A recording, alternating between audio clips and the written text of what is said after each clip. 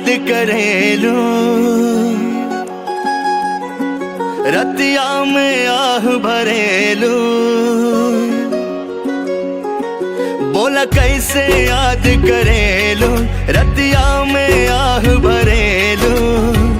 हमरो नौकरिया ना मन भावे, हमरो नौकरिया ना मन भावे।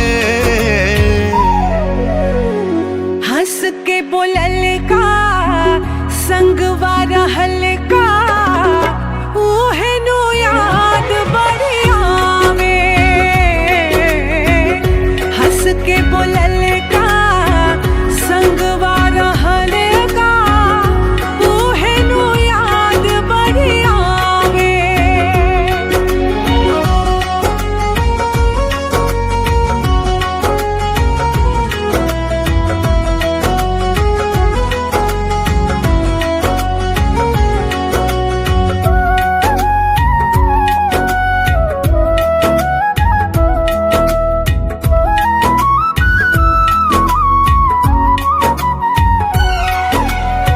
सोच सोच बतिया आधी आधी रतिया, नींद न आवे बस रोईला।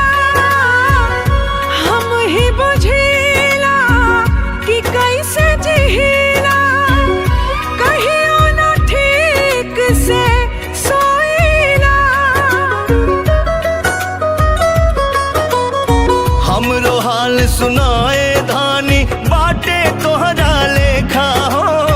तोहर ध्यान में डूबल राही, कर नयन देखा हो।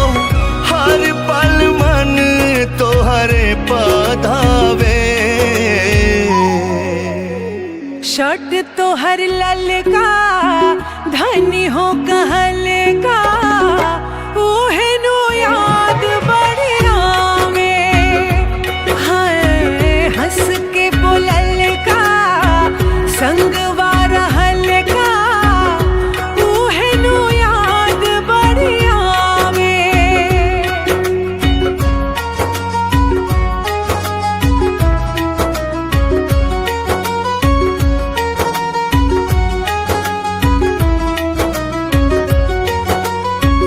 खुद के सवारल केसिया के झारल, सब कुछ बोलम छूट गइल बा।